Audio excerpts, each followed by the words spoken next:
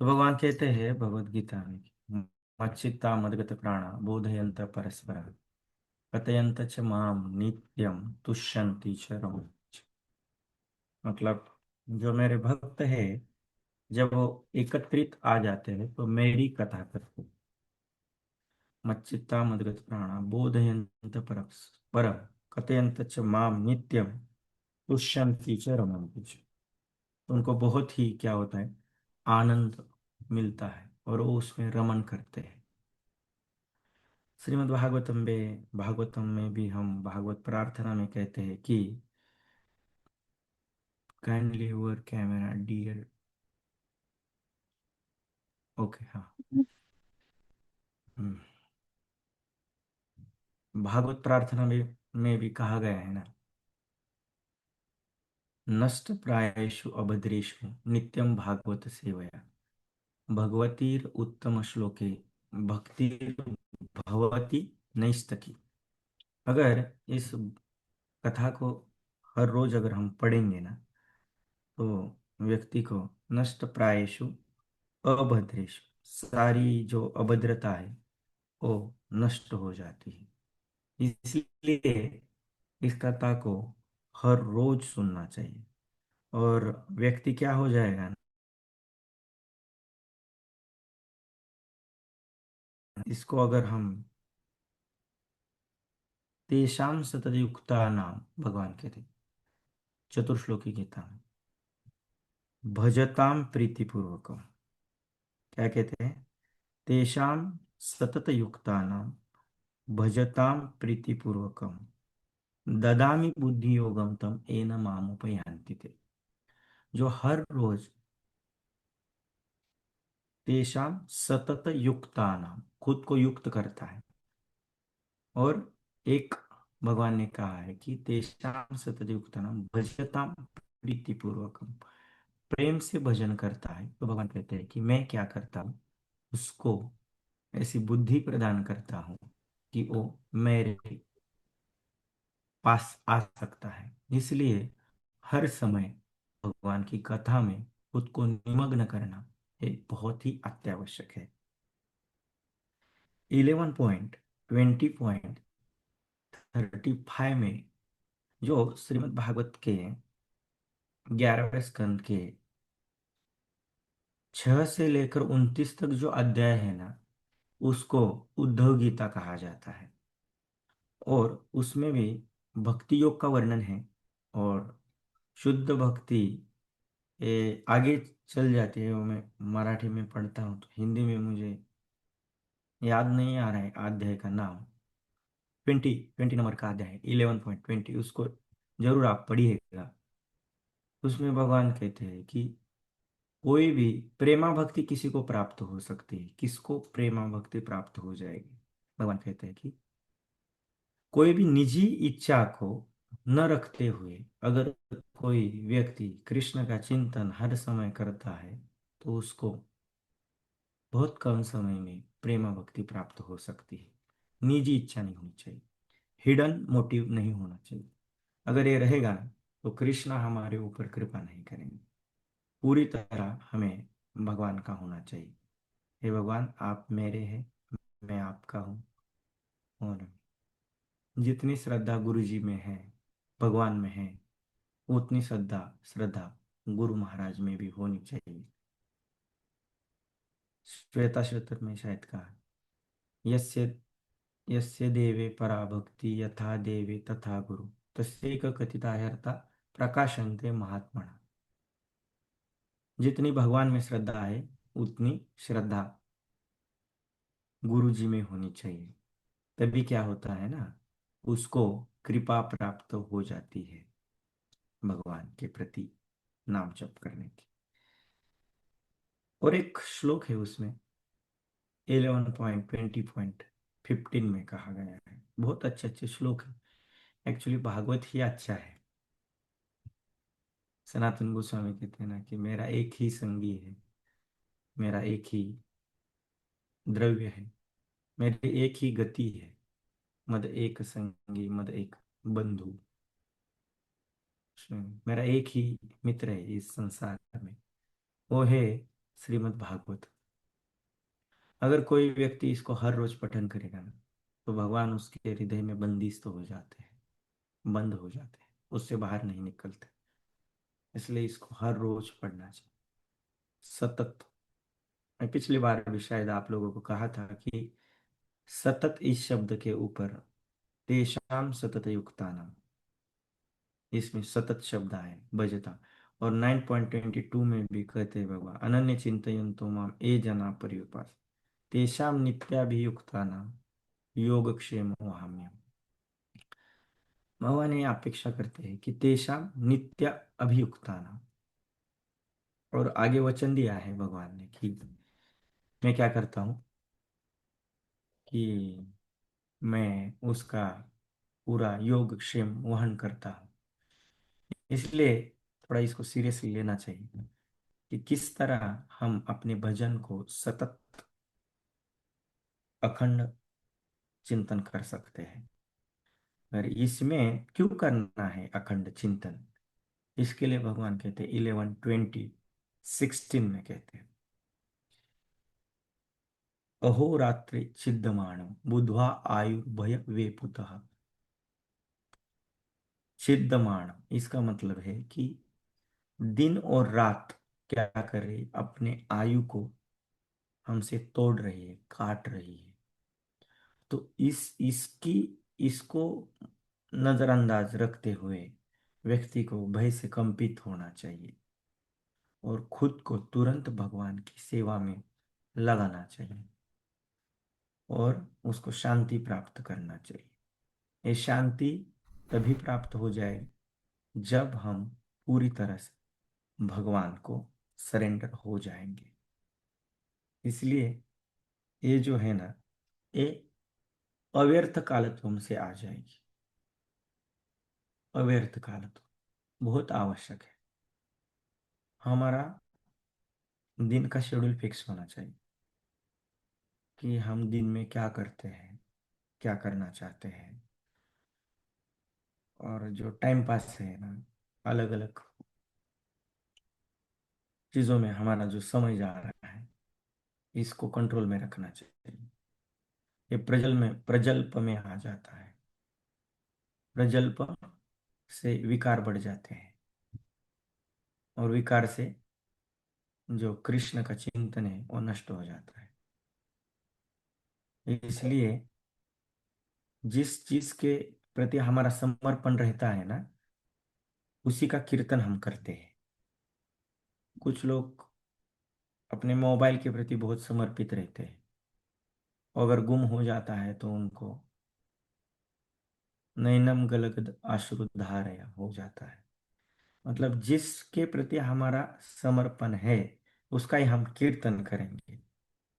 अगर हम कृष्ण के प्रति समर्पित है तो हमारा कीर्तन जो है कृष्ण का हो जाएगा। तो समर्पण बहुत मायने रखता है।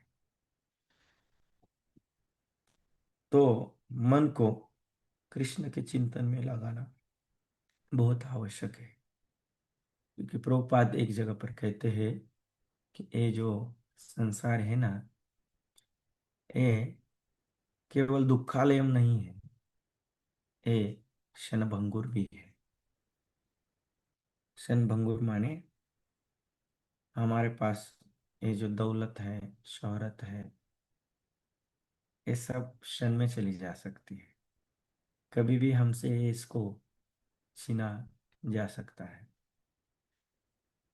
बहुत बड़े बड़े रति महारथी थे, हिरण्यकश्यप था, उसको भी क्या किया भगवान ने, नष्ट कर दिया। बहुत सारे लोग वरदान देते हैं भगवान को बिना पूछे, भगवान मैनेज कर लेते हैं किस तरह इसको हटाना है। तो हम बहुत ही लघु है, छोटे हैं, कृष्ण बहुत ही गुरु है, बड़े हैं। तो उनके बड़प्पन को मानना चाहिए। अगर उसको मानेंगे तो हम हर समय भजन करते रहेंगे।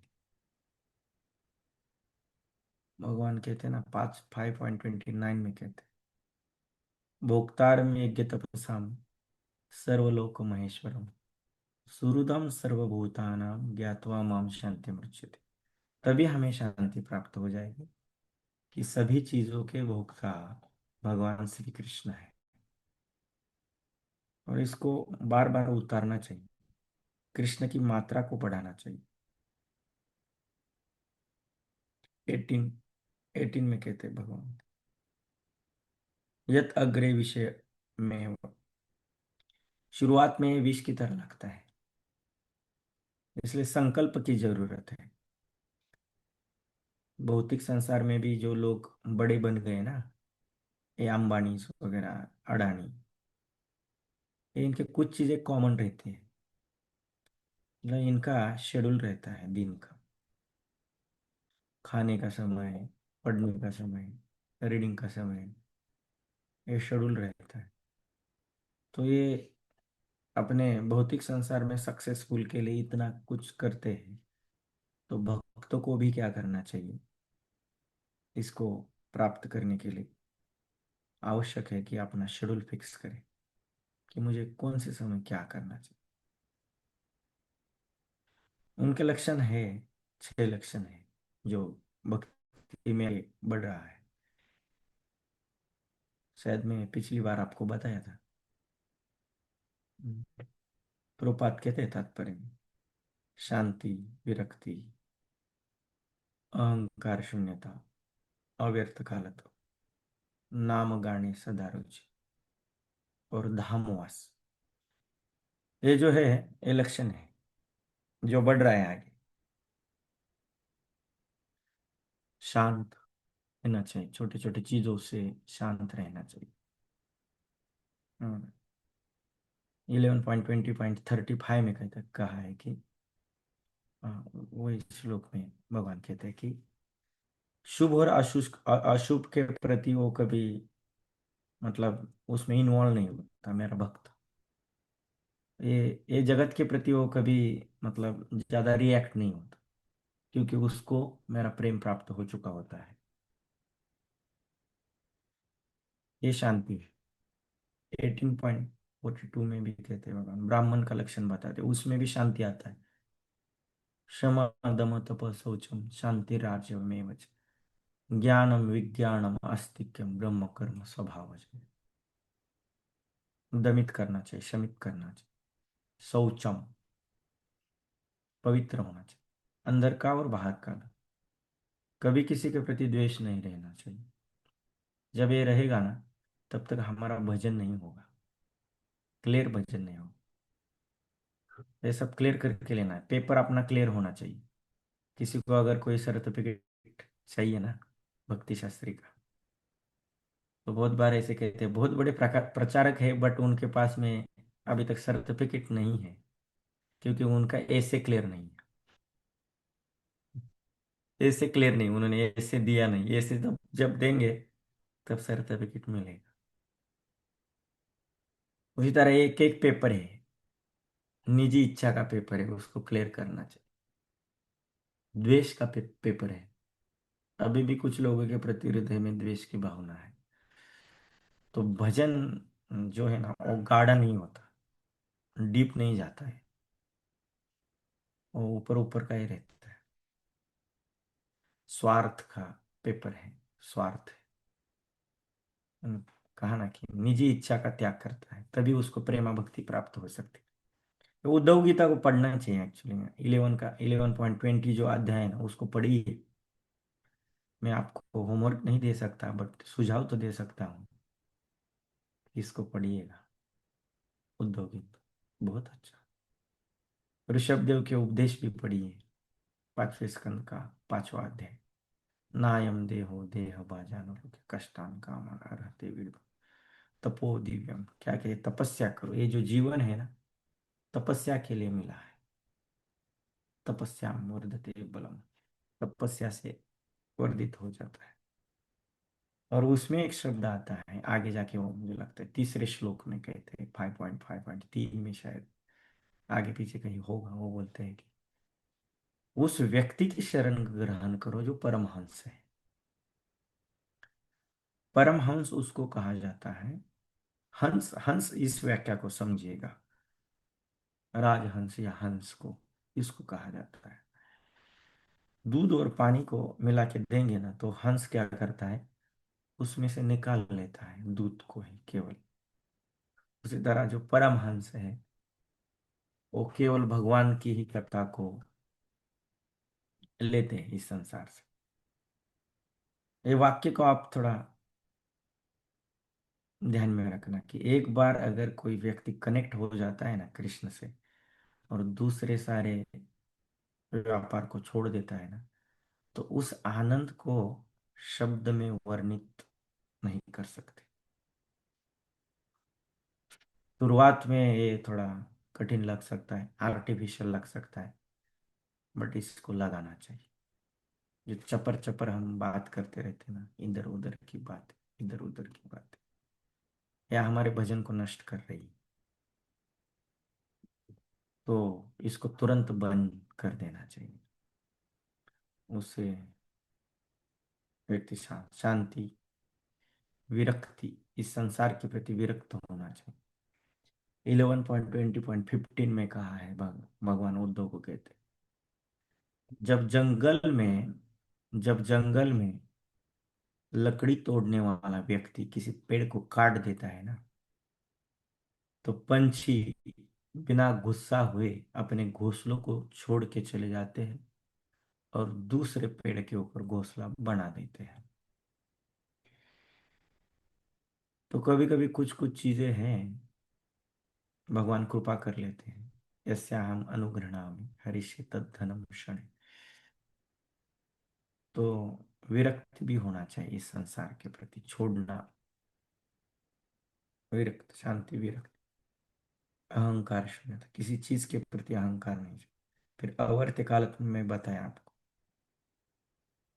उसके लिए करते रहो, बार बार करते रहो। ऑफिस में भी रहते तो, और डोनाल्ड ट्रंप और पुतिन के झगड़े के बारे में आधा घंटा बात हुआ, तो उससे हमारा भजन सुबह वही याद आएगा। जपा करें, डोनाल्ड ट्रंप को ऐसा नहीं कहना चाहिए था भारत के बारे में, टैरिफ क्यों लगाया, वो वो आ जाएगा भजन में। इसलिए ऐसी बातें मत करो कोई कि जो भजन में विक्षेप देती, ऐसी बातें नहीं देखना चाहिए जो भजन में विक्षेप आ जाता है। शांति विरक्ति अहंकार शून्यता। आगे, नाम गाने सदा रुचि।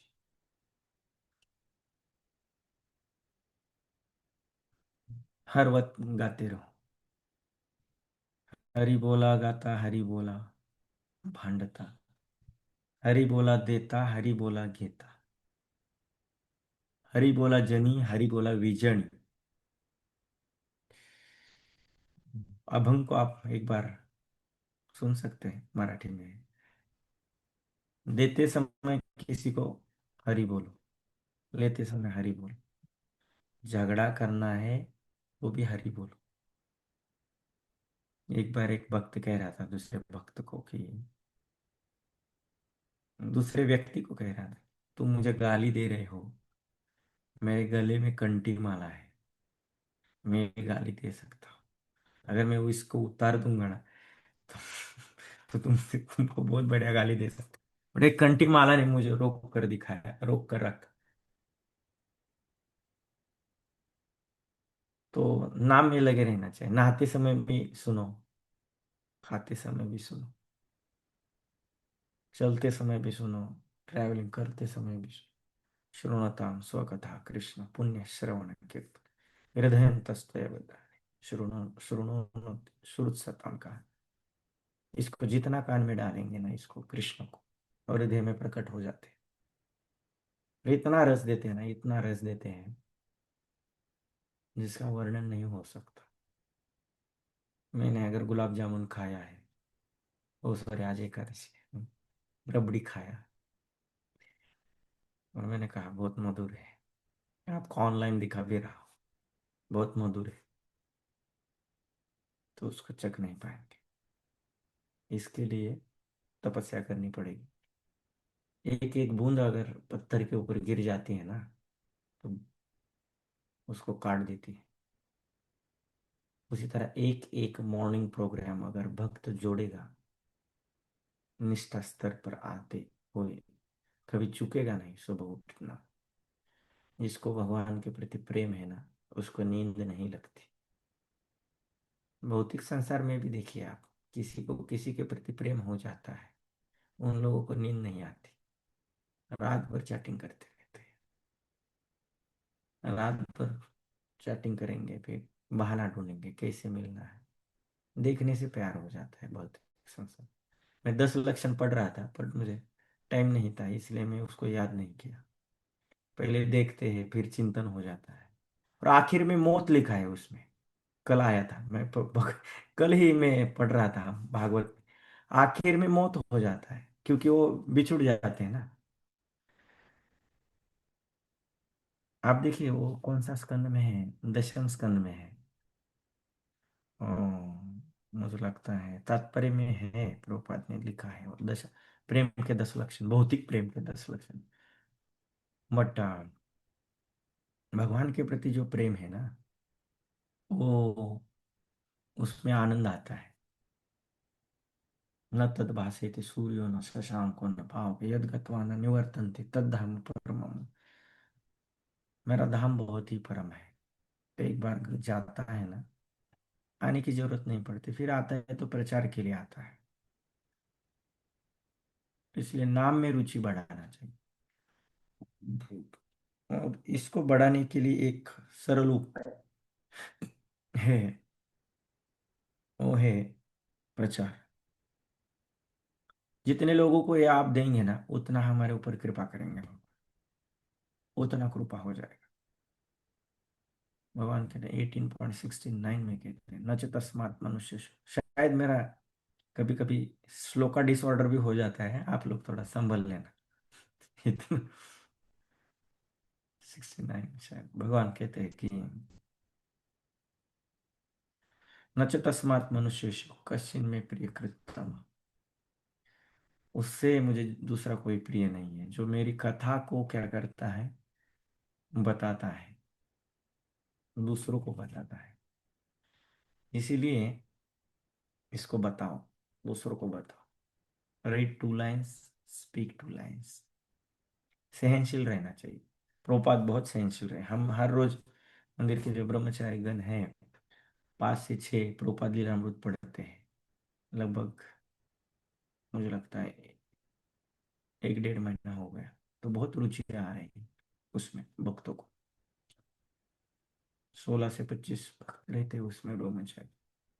तो इसको भी पढ़ना चाहिए। अगर नाम में रुचि लाना है तो हमारे संस्थापक आचार्य श्रील प्रभुपाद जी ने क्या क्या किया है हमारे लिए, इसको पढ़ना चाहिए। इसको अगर हम पढ़ेंगे ना, तो नाम में रुचि आ जाएगी। दूसरा प्रभुपाद ने कहा है ना कि utility is the principle, preaching is the essence, purity is the course. Purity ये शक्ति है। मन में भी कभी दूसरे के बारे में गलत विचार को नहीं लाना है। ये जिसको हासिल हुआ है, वो बहुत ही अच्छी तरह नाम जप कर सकता है। जिसके जिसके प्रति आपको थोड़ा बहुत हो गया है ना, उनका लिस्ट निकाल के उनको कुछ गोविंदा में खिलाओ और मैटर को निपटा लो। हमारी तरफ से कुछ नहीं रहना चाहिए, तो ये भजन ये बहुत अच्छा हो जाएगा। नाम गाने सदा रुचि, तो आ जाएगी फिर रुचि, इधर उधर नहीं जाएगी, आ जाएगी। अगर खुद को भगवत सेवा सेवा में हम लगाएंगे ना, 24 आवर्स समय मिलेगा, जारे देखो तारे खो, हरे कृष्ण उपदेश लोगों को बताते रहो। प्रभुपाद एक बार लेक्चर दे रहे थे, वो अमेरिका में, न्यूयॉर्क में, हिप्पीज। एक नशेड़ा व्यक्ति आ गया, वो बोला, मैं भगवान हूँ। प्रभुपाद बोले, मेरे भगवान को मेरा नमस्कार। सहनशील रहना चाहिए।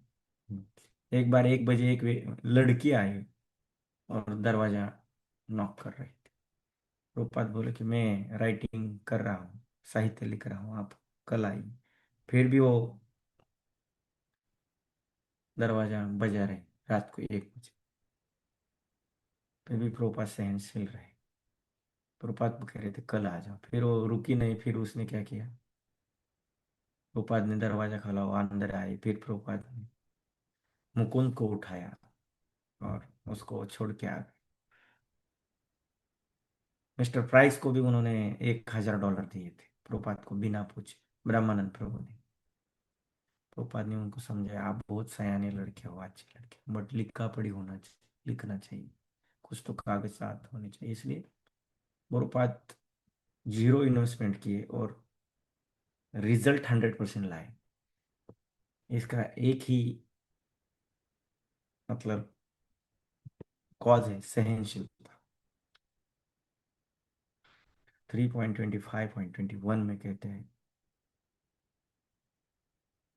ऋषभ ये देवहूति कर, देवहूति को कहते हैं, भगवान कपिल देव कहते हैं कि तितिक्षु कारुणिक सुहृद सर्वदेहिनां अजात शत्रव शांत साधव साधु भूषण। सहनशील, तितिक्षु, करुणा होनी चाहिए। लोग गलती करेंगे। और मुझे लोकनाथ स्वामी महाराज एक जगह कहे थे कि don't throw baby with water. एक भक्त उनके पास बहुत ही मतलब दूसरे के बारे में कंप्लेंट लेके गया था। तो महाराज जी ने कहा कि don't throw baby with water. जिस टब में माँ अपने बच्चों को नहलाती है, स्नान करवाती है, तो बच्चा कभी कभी उसमें टॉयलेट भी कर लेता है। तो गंदा हो गया पानी, तो पानी के साथ ही वो बच्चे को नहीं फेंक देती, वो क्या करती है, बच्चे को निकाल लेती है और गंदा पानी फेंक देती है। ठीक उसी तरह भक्त भी कभी कभी नौटंकी करते हैं, कभी कभी होता है, सेवा में आलसीपन हो जाता है, क्योंकि ये जो मन है ना, ये मन ही ऐसी चीज है, वो कृष्ण से हमें अलग करती है। और स्त्री पुरुष के प्रति आकर्षण, ये हमें अलग कर देता है। ये भवबंधन का मुख्य कारण है। तो इसको थोड़ा कंट्रोल में रखना चाहिए, तभी जाके नाम के प्रति रुचि आ जाए। मैंने एक वाक्य कहा था ना कि जिस चीज के प्रति हमारा समर्पण होगा ना, उसका कीर्तन होगा। समर्पण किसके प्रति है, इसको ढूंढना है। एक साधु को पूछा था कि ये वासना, ये क्रोध, ये हिंसा, ये आपको तकलीफ देती है क्या? तो उन्होंने कहा कि ये तो आते हैं मेरे कुटिया के बाहर, बट मैं इतना बिजी रहता हूँ कृष्ण की सेवा में, तो उनको समय नहीं मिलता मुझे मिलने के लिए, मुझे समय नहीं मिलता उनको मिलने के लिए। इसलिए मैं उनको देखता हूँ, वो मुझे दिखते हैं, वो चले जाते हैं, और मैं कृष्ण की सेवा में आगे चला जाता हूँ। इसलिए ऐसा सेवा करना है, ऐसा निमग्न करना है कि गिर जाएंगे तो लग नहीं पड़। एक बच्चे को पूछा कि लेट क्यों हो गई? वो बोला, मैं गिर गया, मुझे लग गई। क्या गिर गया और क्या लग गया? बिस्तर पे गिर गया और नींद लग गई। ऐसा होना चाहिए इतना। लिटिल कृष्णा में भगवान कहते ना, दिन में ज्यादा सोओगे, पेट भर कर खाओगे, तो रात में गंदे सपने आ ही जाएंगे। इसलिए नींद ये एक तरह से वो अजगर की तरह है, वो हमें खा लेती, खा रही है। इसको कंट्रोल में रखना चाहिए, सेंसेस को कंट्रोल में रख। दूसरे अध्याय में भगवान कहते हैं ना, यदा संहरते चायम कूर्मो गाणीव सर्वश इंद्रियाणि इंद्रियार्थेभ्य तस्य प्रज्ञा प्रतिष्ठिता। कूर्म माने का, कछुआ, कछुआ बोलते हैं उसको। उसको जब लगता है ना कि कुछ लोग हैं मुझे तकलीफ देने के लिए आए हैं, वो क्या करता है, ऐसा ले लेता है, अपने कवच के अंदर ले लेता है, सेंसेस को अंदर लेता है, ऊपर से मारेंगे तो भी नहीं लगता उसको। यदा संहरते चायम कूर्मोंगाणी व सर्वश, इंद्रियाणि इंद्रियार्थेभ्य तस्य प्रज्ञा प्रतिष्ठित। तो इंद्रिय विषय सामने आ जाते हैं, और वो जो इंद्रिय को नियंत्रित करने में महारत हासिल किया है, तो उसको प्रज्ञा प्रतिष्ठित, वो स्थित प्रज्ञ है, ऐसा कहा गया है। इसको भी आप पढ़ सकते हैं। सारे गीता का सार दूसरा अध्याय है, और दूसरे अध्याय का सार 2.54 से लेकर 72 तक है।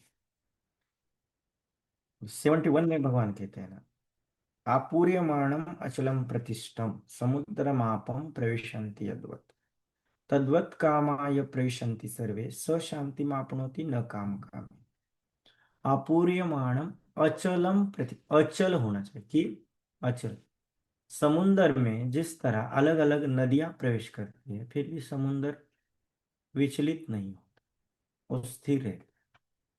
उसी तरह अलग अलग इच्छाएं आती जाती रहेंगी, फिर भी जो विचलित नहीं होगा। अपूर्यमाणम अचलम प्रतिष्ठितम समुद्रमापम प्रविशन्ति तद्वत् कामाय प्रविशन्ति से स शांति, उसको ही शांति मिले, वही शांत हो जाए। और नीचे दूसरा आखिर में भगवान कहते हैं ऐसा ब्राह्मणी स्थिति प्राप्त नहीं, नैवाम प्राप्त विमोहित, वो मोहित नहीं होता। कौन? उसके लक्षण दिए गए 2.55 से लेकर 72 तक। इसको पढ़िए आप, बहुत अच्छा है। और एक है प्रवचन, और दूसरा है हृदयंगम। ज्ञान को विज्ञान में परिवर्तित करने की शक्ति होनी चाहिए। जब कठिनाई आती है तो ज्ञान उदित होना चाहिए। हम्म? क्रोध ऑटोमेटिक आ जाता है, but peace is the choice. Gaur Gopal Prabhu कहते हैं पीस इज द चॉइस। वो आने वाला है, बट आपको चॉइस करना पड़ेगा पीस को। तुरंत रिएक्ट नहीं होना, मैं इस चीज को कैसे हैंडल कर सकता हूँ, इसका दूसरा कुछ उपाय है क्या, इसको भी देखना है।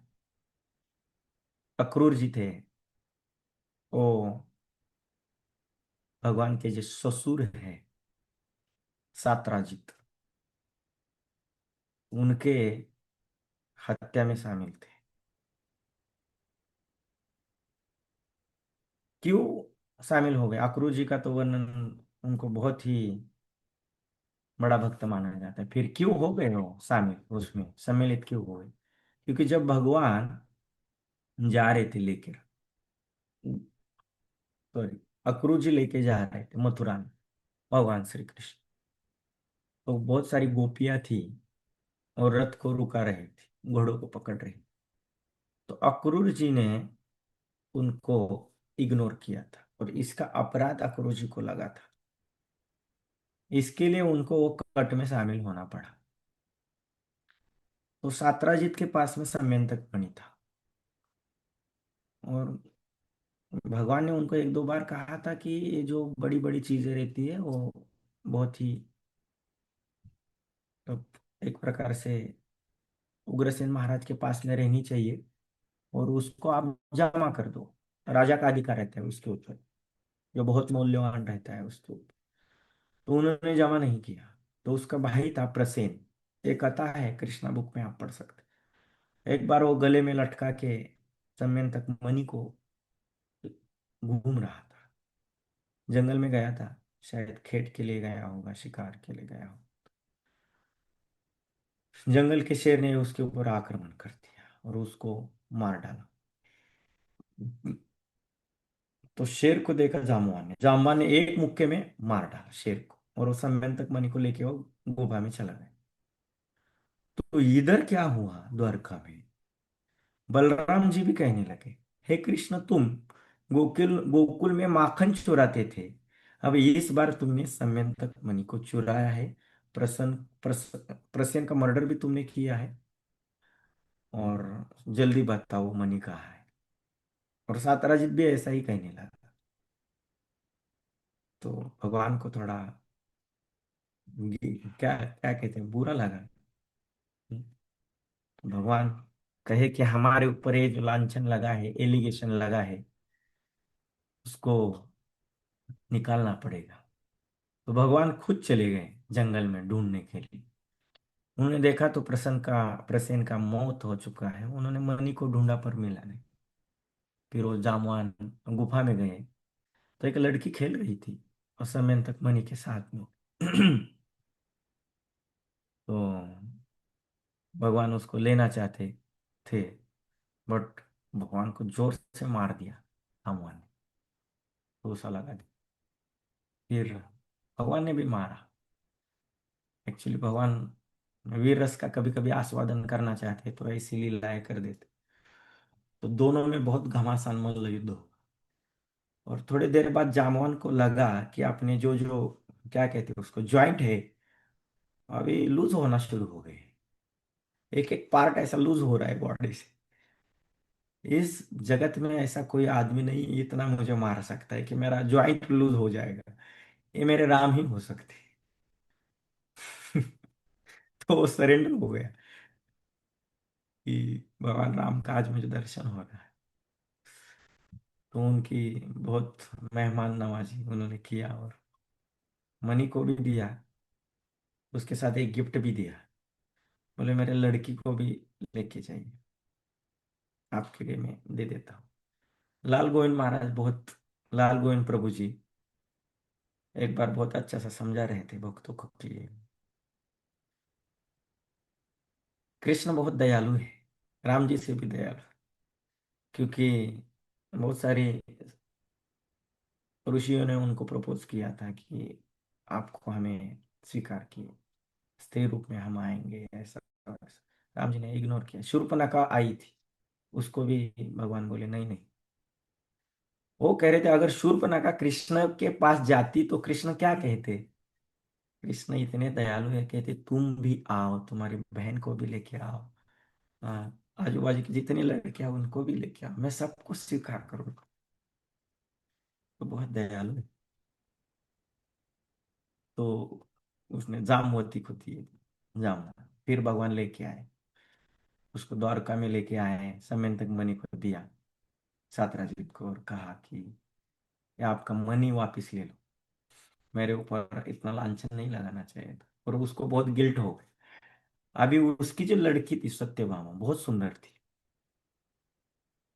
और इसने क्या गलती किया, अक्रूर, शतधन्वा और कृतवर्मा, इन तीनों को वचन देता था। कभी कभी गांव में भी लोग करते हैं ना, कोई अच्छा लड़का आता है तो ऑप्शन में रख देते हैं दो तीन लड़के, हमारी लड़की ना आपको ही देंगे, आपको ही देंगे। और जब जम जाता है ना तो दूसरे लोग नाराज हो जाते हैं। उसी तरह क्या हुआ, उसने क्या किया, उसको गिल्ट हुआ कि मैं कृष्ण के ऊपर ऐसा एलिगेशन नहीं लगाना चाहिए था। तो उसने क्या किया, अभी इसको संबंध अच्छा रखने के लिए उन्होंने कहा कि मैं क्या करता हूँ, ये मेरी सत्यभामा को भी आपको देता हूँ। अभी सत्यभामा हम्म, सभी रानियों में बहुत चतुर है और सुंदर भी है। तो भगवान सुंदरता के शौकीन है। वो बोले ठीक है, स्वीकार किया। बट ये तीनों को बहुत मिर्ची लग गया। वो उनको दुख लगा कि मन से प्रेम करते होंगे शायद उस। वो बोले ठीक है।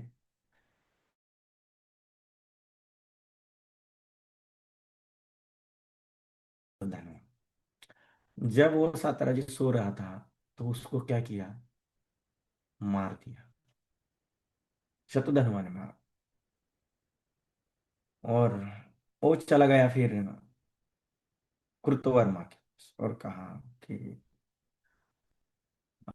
हम तीनों ने मिलके कार्य किया था ना, तो मुझे आप लोग बचाओ। वो बोले जो खून है तुमने किया है मेरे पास आना ही नहीं। ये कृष्ण है, बचपन में नहीं, बचपन में ही उन्होंने गोवर्धन उठाया। तो हम ये किस खेत की मूल्य है, जल्दी यहाँ से चले जाओ और बताना भी नहीं कि हम उसमें थे, जल्दी यहाँ से चले जाओ।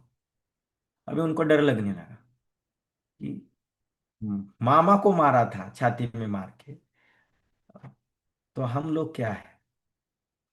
जब आदमी का प्रताप पता चलता है ना तो लोग डर जाते हैं।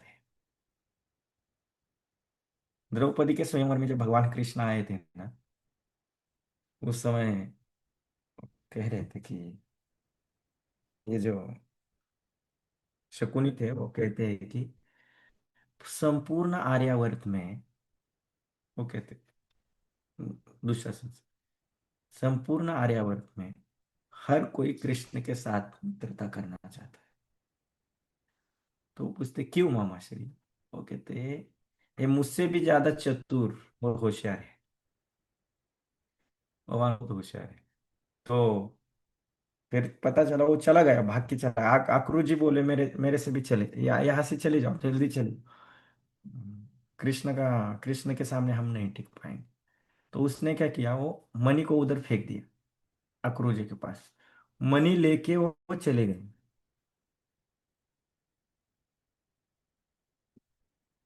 मणि लेके क्या किए, वो चले गए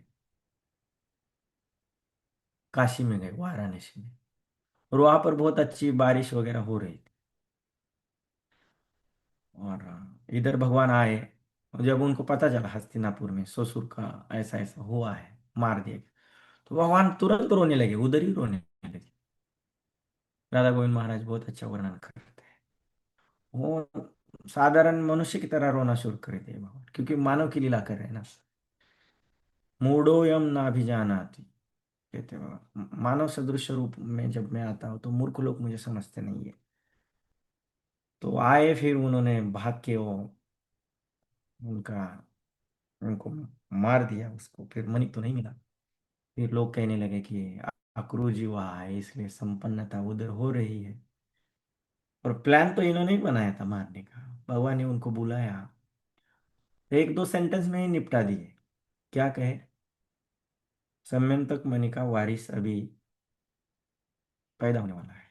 इसका मतलब सत्यभामा गर्भवती थी, तो इसलिए इसको आपको सरकार में जमा करना चाहिए। मतलब ये दयाल, कितने दयालु है देखिए, कि जो जिस व्यक्ति जो जो अक्रूर जी थे वो शामिल थे, फिर भी इसके बारे में कोई बात नहीं की भगवान, भूल जाते हैं। इसलिए किया हुआ उपकार और हुआ हुआ अपमान, इसको जो भूल जाता है वो भजन अच्छा कर सकता है।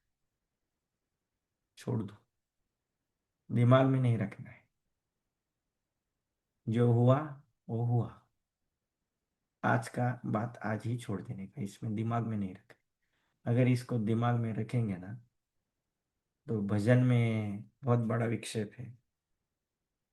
और हम नहीं फिर अच्छे से कर पाएंगे। तो ये 6 लक्षण मैंने बताया आपको: शांति, विरक्ति, अहंकार शून्यता, अव्यर्थ कालत्व, नाम गाने सदा रुचि, हमवास। तो अव्यर्थ कालत्व के ऊपर फोकस करेंगे ना, भजन बढ़ेगा। बट उसके साथ ही अपराध से मुक्त रहना चाहिए। निरपराध भाव से अगर कोई अपराध भजन करता है, कभी कभी बोलना भी पड़ता है भक्तों को, क्योंकि सोने का बर्तन है। सोनार क्या करता है, अंदर हाथ डाल के ऊपर से उसको ठोकता है। ज्यादा ठोकेंगे तो टूट जाता है। उसी तरह कभी कभी मैनेजमेंट में ऐसा करना पड़ता है, कुछ चीज को ठीक करने के लिए। बट उसका रेगुलेटर अपने हाथ में रहना चाहिए। उसको इतना नहीं करना है कि संबंध में विच्छेद हो जाए। और 5 भक्ति के प्रमुख अंग भी है। उसमें है भगवान के विग्रह की सेवा, भक्तों का संग, भागवत का श्रवण, हरिनाम संकीर्तन और दामदास। संग ये बहुत मायने रखता है। असत संग त्यागात यही वैष्णव आचार। असत संग का त्याग करो, वो कितना भी नजदीक है, कितना भी आपका जिगरी दोस्त है, यार है, उसको त्याग दो। जिसका विजन क्लियर नहीं है, समझ रहे बात को, इसको त्यागना बहुत कठिन हो जाता है। जो भक्तों की निंदा करता है, जो शिष्णोदर परायण है, खाने में और वासना में लिप्त होता है, उसके बारे में स्त्री संगी संगी है, उनके बारे में चर्चा करता है, तो उसको त्यागना है। असत संग त्यागात। हरे कृष्णा बोलो, बीमार है तो दवाई दो, बट असत्संग नहीं करना। सोशल मीडिया ये सब जीरो करना पड़ेगा। प्रेमा भक्ति उसी को प्राप्त होगी जो इस भौतिक संसार से मन को हटा देता है। हटाना है, तुरंत निकालना है इसको। श्लोक पता है ना आपको? 11.20.6। अहोरात्रि चित, दिन और रात काट रहा है, जिंदगी को काट रहा है। जब ये आयु 40 के ऊपर चली जाती है ना, 35 से, तो शरीर अपनी कला को दिखाना शुरू कर देता है। एक एक पुर्जा काम करना बंद कर देता है। इसलिए जो लोग 20 के हैं, 15 के हैं, और उनको बहुत अच्छा अवसर है। हर समय भागवत पढ़ो, लगाओ। इस्कॉन में क्या चल रहा है इसको मत देखो। भागवत में कौन से अध्याय में कौन सा श्लोक है, बात करेंगे तो श्लोक आना चाहिए। इसको बोलेंगे डिवोटी। हम क्या बोलते हैं इसको कुछ मालूम ये नहीं। कृष्ण क्या बोलते, इसको होना चाहिए। ये बहुत आवश्यक है। वाणी की तपस्या को कहते हैं ना भगवान। मुझे लगता है 17 चैप्टर में वो श्लोक है। अनुद्वेग करम वाक्यम सत्यम प्रियम हितम चेत। क्या कहा है?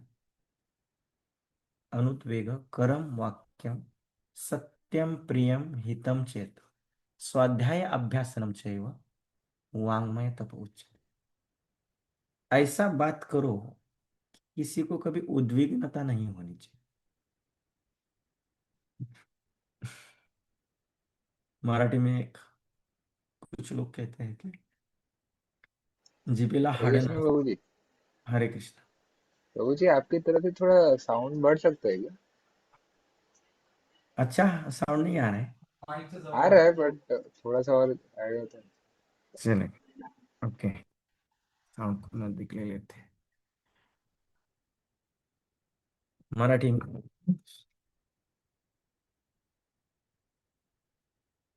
अभी थोड़ा बड़ा आया होगा इसका। तो वो कहते हैं कि जिबेला हाडे नसतात, परंतु एखादा जर असा बोलला ना, तर त्याला विचित्र वेदना होऊ शकतो। जब जीवा को इसी तरह इस्तेमाल करना चाहिए। अनुद्वेग करम वाक्यम, उद्वेग नहीं होना चाहिए। अनुद्वेग करम वाक्यम सत्यम प्रियम, सत्य भी बोलना चाहिए, प्रिय भी होना चाहिए, हितकारक भी होना चाहिए। किसी के दोष को बताना है तो सबके सामने नहीं बताना है, उसके गुण को बताना। और दोष को भी बताना है तो पहले उसको गुलाब जामुन देना चाहिए, प्रसाद देना है, उसको खिलाना है। फिर बाद में उसके गुणों का वर्णन करना, और बाद में आखिर में या क्या ऐसा हो सकता है क्या, ऐसा बोलना है। तभी क्या हो जाएगा, सीधे संबंध अच्छे रहेंगे। तुरंत फायर अगर हम करेंगे ना, तो फिर वो कभी कभी चले जाते हैं लोग इसको छोड़। इसलिए बहुत अच्छा अवसर है। ये बहुत बड़ा चमत्कार है कि अभी तक हम जीवित है। इसको, इस सेंटेंस को आप याद रखिए। ये बहुत बड़ा चमत्कार है कि हम सो के फिर उठते हैं, बहुत अच्छी तरह देख पाते हैं, चल पाते हैं, बात कर पाते हैं। कुछ लोग सोते हैं तो आधे ही उठते हैं, कभी कभी उनका पैरालिसिस हो जाता है, कोई उठ नहीं पाते। इसलिए बहुत बड़ा गिफ्ट है कि हमारे पास में हमारा शरीर है और वो अच्छी दशा में है। तो इसको भगवान की सेवा में, भगवान के भजन में और लगाना चाहिए, और दूसरों को जोड़ना चाहिए। अनुद्वेग करम वाक्यम सत्यम प्रियम हितम चेत स्वाध्याय अभ्यासनम चय वांग्मय तप उच्च। बोलता है तो शास्त्र की ही बात बोलना चाहिए, शास्त्र के अलावा कुछ नहीं बोलना। तो ये अगर होगा तो इसके लिए रीडिंग आवश्यक है, रीडिंग का समय आवश्यक है। आज सुबह करेंगे, कल दोपहर को करेंगे, फिर शाम को करेंगे, तो ये होगा ना। 2 साल तक अगर कोई रीडिंग कंटिन्यू एक टाइम करता है ना, तो फिर उसको आदत लग जाती है। 21 दिन का फॉर्मूला थोड़ा सा, बट भागवत 1 1.5 साल पढ़ना चाहिए, हर रोज पढ़ना है। पढ़ो, टाइम मिले बैग में रखो, शबनम बैग रहती है ना, उसको रखना है अपने पास में। उसमें भागवत रखना है, गीता रख। बस के लिए टाइम है, निकालो, पढ़ो। इधर उधर का बात मत करो, मोबाइल मत देखो। पॉइंट निकालो, उसको हाईलाइट करो। अपने अपने अच्छे अच्छे श्लोक जो आपको अच्छे लगते हैं उसका नंबर निकालो, उसको खाली नंबर में रखो। फिर कभी कभी उनको ढूंढो, रमन करो, भागवत में रमन करना है। इसमें बहुत आनंद है। इसमें अगर कोई घुस जाता है ना, भागवत अगर किसी को पकड़ लेता है ना, तो संसार का नहीं रहता। उन्माद हो जाता है उसको। उन्माद माने, चैतन्य महाप्रभु जब झारखंड में कीर्तन करते थे ना, लोग पेड़ को उठा के ऐसा पूरा जमीन से उखाड़ लेते और फेंक देते। ऐसा उनको उन्माद आ जाता है। हरे कृष्णा, वो जो शेर है ना, शेर शेर हरिन को चुंबन करता था। इतना उन्माद हो जाता था उनमें। हमको उन्माद हो जाता है, मोबाइल का रेंज चला जाता है। मोबाइल गुम जाता है, किसी का एप्पल गुम जाए तो बहुत दुख हो जाता है लोगों को। ये उन्माद होना चाहिए। ये कब होगा ना, ये होगा अगर हर रोज कोई भागवत को पढ़ेगा, उसके श्लोकों में रमन करेगा। जितनी भी बड़ी समस्या हो ना, वो कवच रहता है ना युद्ध में, वो बाण टूट जाता है। उसी तरह समस्या आएगी, टूट के गिर जाएगी। ऐसी कोई शक्ति नहीं है। एक बार पदयात्रा में एक भक्त थे, वो कैशियर थे। फिर फॉरेनर डिओटी गए उनके पास में पैसा मांगने के लिए, लक्ष्मी मांगने के लिए, कुछ काम के लिए। उन्होंने दिया नहीं, तो वो भक्तों ने उनको, वो भक्तों को पीटा, जो कैशियर था। तो वो गए फिर प्रभु जी लोकनाथ महाराज के पास में कि ये जो फॉरेनर है ना, ये भक्तों ने मुझे को पीटा है।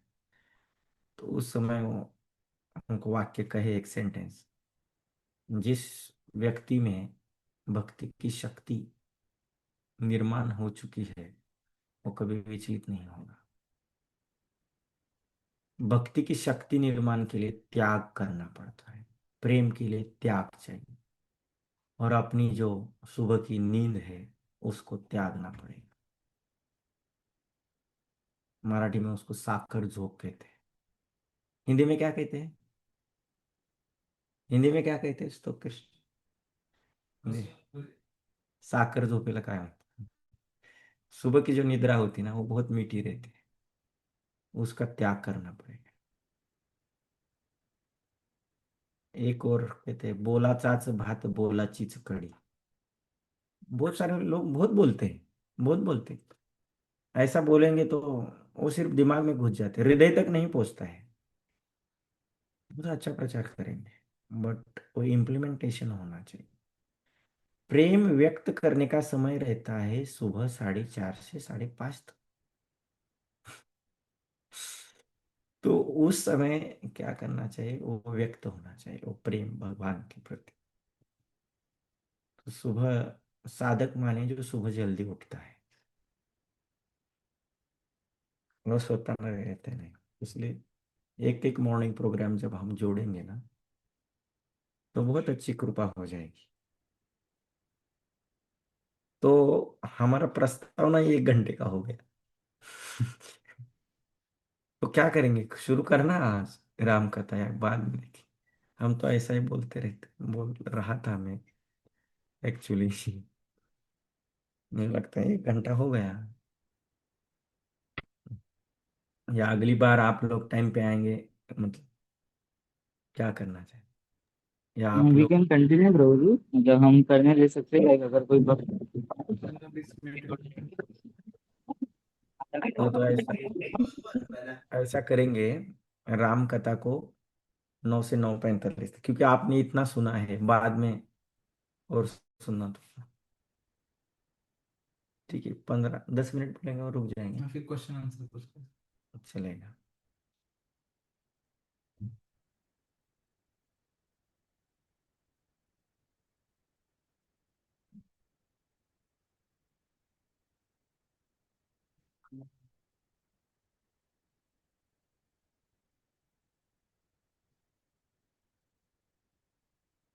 तो मैं कुछ कुछ कथा बताता हूँ, कुछ छोटी छोटी, जो शायद आपने सुनी होगी या नहीं होगी। दशरथ महाराज का पहला नाम नेमी था। मैं बीच में ही शुरू कर रहा हूँ क्योंकि थोड़ा आपको इंटरेस्ट आ जाए इसलिए। प्रस्तावना वगैरह बहुत बड़ा है वो। दशरथ महाराज का पहला नाम नेमी था, और स्वर्ग में कुछ लोगों ने आक्रमण किया था, इसलिए इंद्र ने तुरंत मैसेज दिया नेमी महाराज को कि आप आइए और हमें मदद कीजिए। तो उस समय नेमी जी, नेमी गए अपनी पत्नी के साथ में। वो सुंदर थी, उनका नाम था कैकई, और वो असुर था, उसका नाम था शंबरासुर। तो इंद्र ने कहा कि हरि बोल थोड़ा।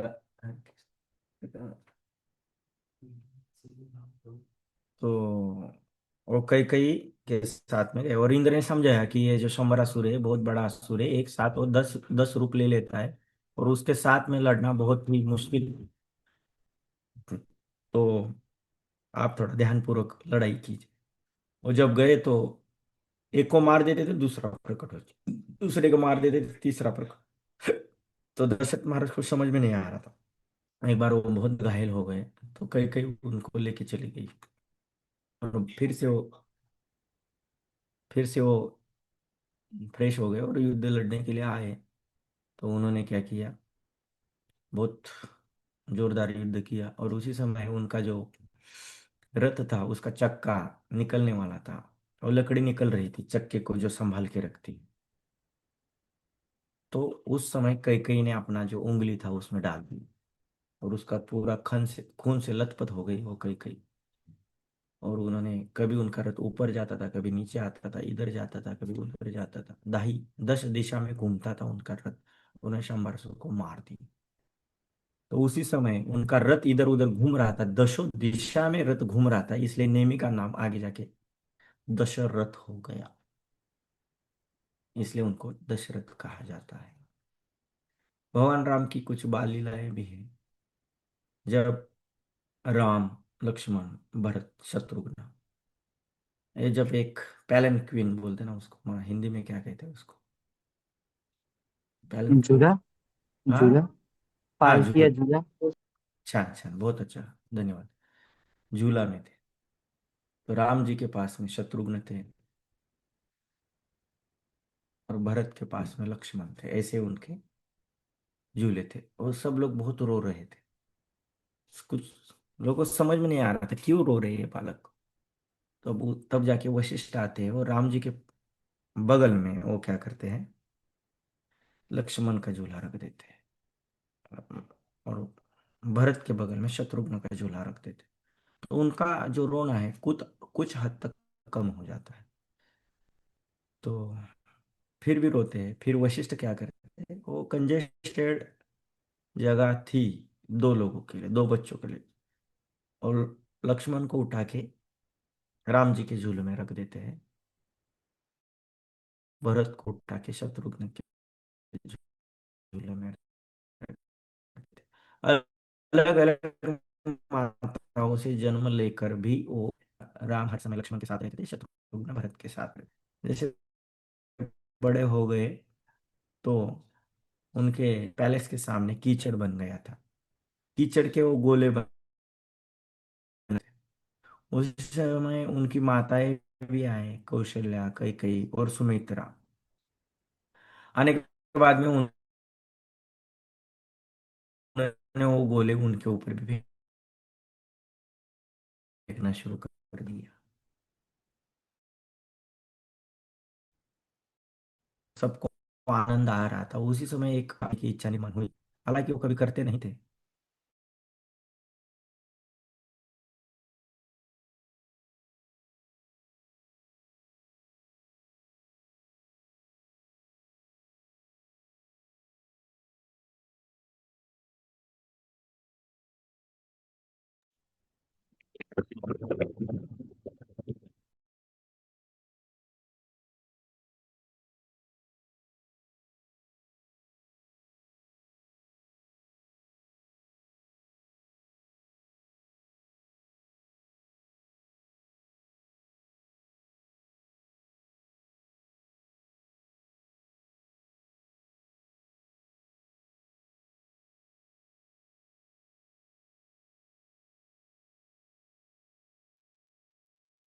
हरे कृष्ण। मैं क्या बता रहा था?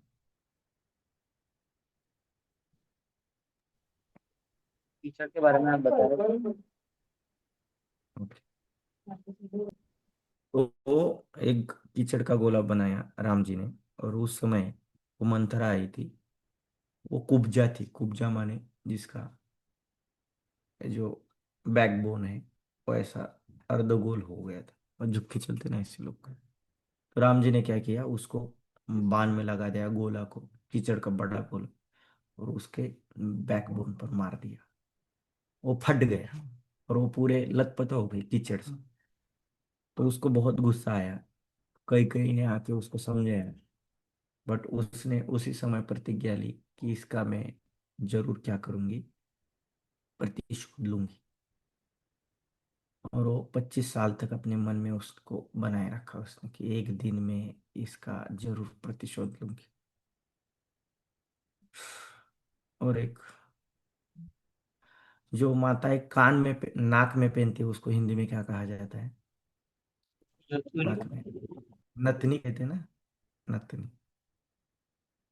तो वो जब छोटे थे राम जी, तो एक लेडीज जा रहे थे, उसके नाक में नथनी थी। नथुनी नथनी क्या होता? तो राम जी लक्ष्मण को बोले कि क्या इसको कुछ भी तकलीफ न होते हुए इस नथनी को तुम बड़ा बना सकते हो, इतना बड़ा कि वो आकाश तक जाए। तो उसको कुछ भी टच नहीं हुआ, ऐसा बाण चला केवल नथनी को लग गया, वो आकाश तक बढ़ गई। देखिए अगर कोई रास्ते से चल रहा है और उसकी नथनी इतनी बड़ी हो जाए तो क्या हो जाएगा उसका। वो बढ़ गई, उसको वो चिल्लाने लगी, ये क्या हो रहा है, क्या हो रहा है, कौन है ये लोग? तो तुरंत क्या किया, वो निकाल लिया राम जी ने। एक ने निकाला, एक ने बड़ा किया और दूसरे ने उसको छोटा कर दिया। इतना छोटा कर दिया कि उसको सांस लेना भी मुश्किल हो गया। वो ऐसा ऐसा करने लगी। फिर वो चटपटाने लगी, फिर छोड़ दिया, फिर एज इट इज कर दिया। तो इधर उधर वो देखने लगी कि किसने किया ये कारनामा। तो राम जी बोले हमने किया। क्या आप लोग तो छोटे बच्चे हैं, कैसे कर सकते? तो फिर से एक बार दिखाओ क्या? बोले ठीक है, एक बार फिर दिखाओ। फिर बांध छोड़ दिया, फिर बड़ा कर दिया, फिर छोटा कर दिया, फिर चटपटाने लगी। फिर तब तक वशिष्ठ आए, फिर उन्होंने एक बांध को छोड़ के फिर एज इट इज कर दी। ऐसे एक दो ही बाल लीला उनके है। तो ऐसे राम जी है। राम जो पूर्वभाषी थे, अपनी जनता में बहुत प्रिय थे। और त्रिजट का मैं बोला कि आपको त्रिजट त्रिजट के साथ क्या मजाक किया था राम जी ने जब वो जा रहे थे वनवास को। तो सब कुछ बांट रहे थे राम जी। त्रिजट बहुत गरीब ब्राह्मण था। और उसके पत्नी ने कहा था कि आप राम जी के पास में जाओ और उनसे कुछ मांगो, आपको वो दान देंगे। देखिए जो व्यक्ति सब कुछ त्याग करके जा रहा है उनको मांगने के लिए आ गई। तो भगवान ने कहा मेरी सारी संपत्ति ये ब्राह्मणों के लिए है। उसको बहुत आनंद हुआ। बट आगे जाके वो कहते हैं मैंने सब बांट दी। फिर वो दुख हो जाता है उसको। मेरे पास कुछ गायें हैं, गोए हैं, गाय हैं, काउज हैं। तो सारी जनता दुख में थी, फिर भी भगवान हंसी मजाक कर रहे थे। वो बोले मैं आपको दूंगा। वो शरयू नदी के पास में थी, थोड़ा नदी दूर थी। आप अगर आपका ब्रह्म दंड जितने गायों के ऊपर से फेंक देंगे ना, उतने सारे आपको घर में पहुंचा देंगे आप। उनके गाय तक फेंकना वो ब्रह्मदंड को मुश्किल था।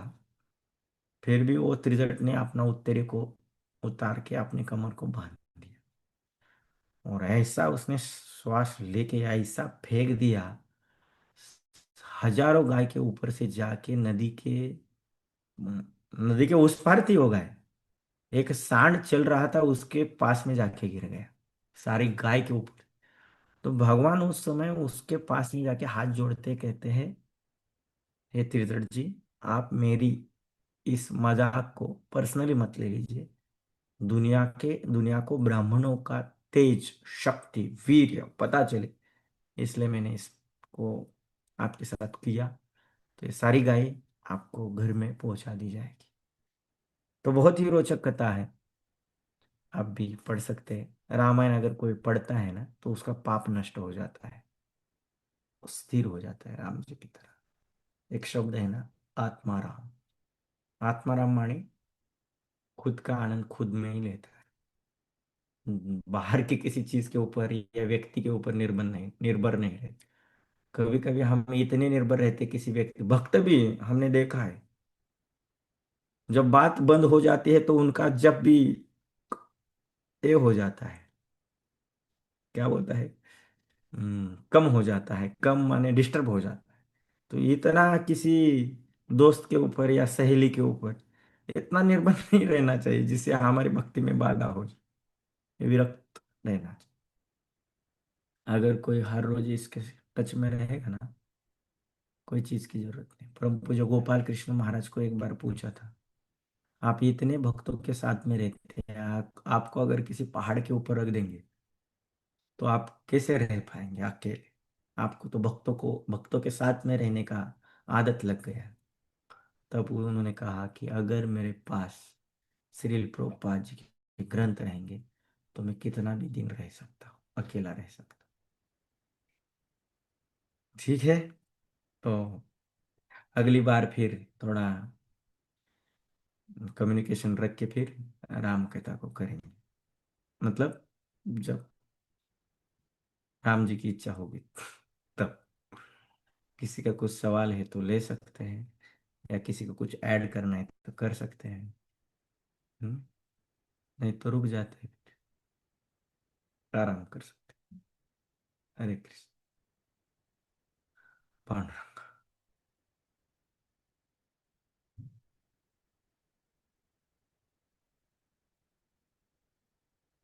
हरे कृष्ण। हरे कृष्ण प्रभु।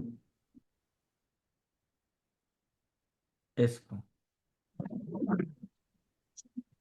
प्रश्न था कि मतलब जैसे कि श्लोका जैसे कि हम देखते हैं तो बहुत सारे हैं, तो उसमें से लाइक कौन से हम शुरू कर सकते हैं?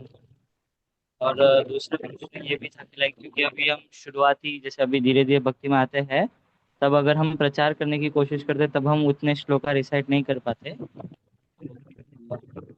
चल सकता है, मतलब धीरे धीरे हमें सीखना है तो कैसे सीखे? पहला क्या पूछा श्लोका के पहले? हाँ, कि मतलब कौन से श्लोका से हमें शुरू करना चाहिए आ, ऐसे। हाँ, लाइक धीरे धीरे।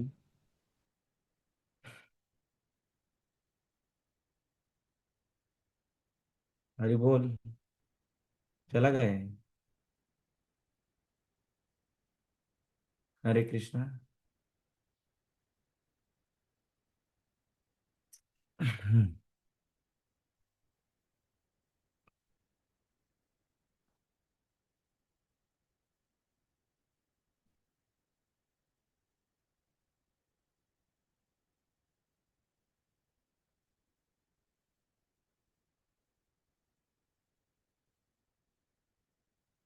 हाँ, ओके। आवाज आ रहा है मेरा? यस। हम्म। तो इसमें क्या है ना प्रभु,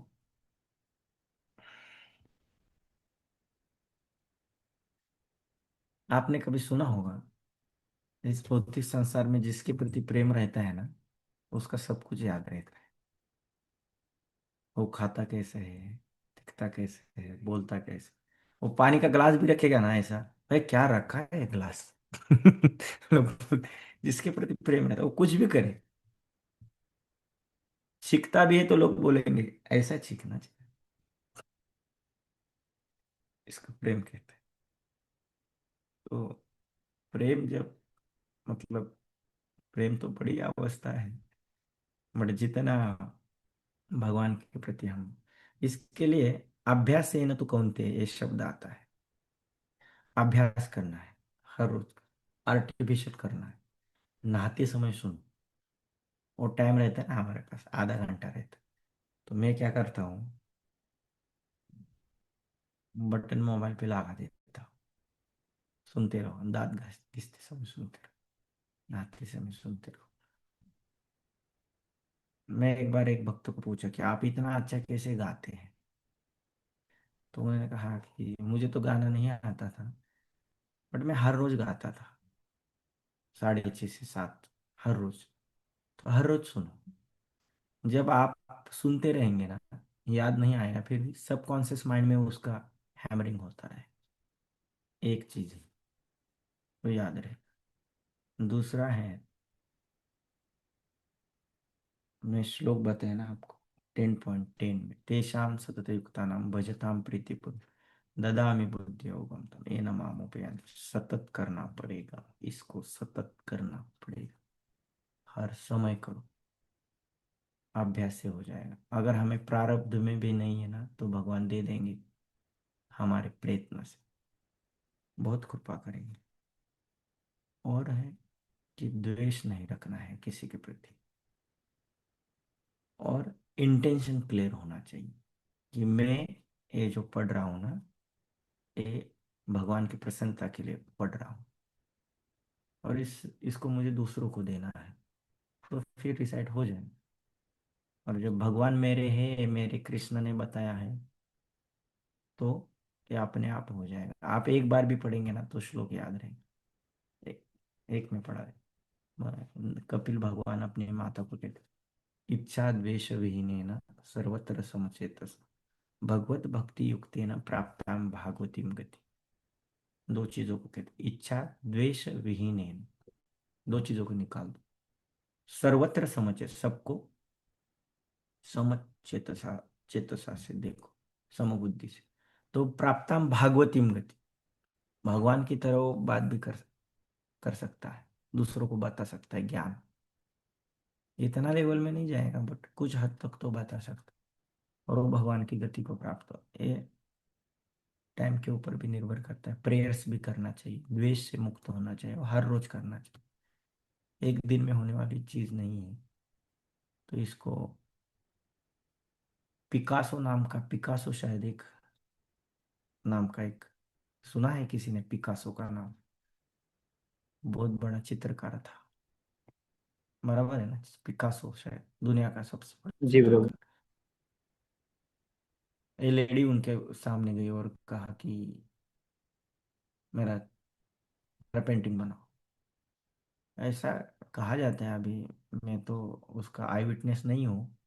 उसने 30 सेकंड में बनाया, उन्हें इतना अच्छा बनाया, जिंदगी में उसने कभी देखा नहीं। और बोले दे दो मुझे, तो उसने $1000 मांगे।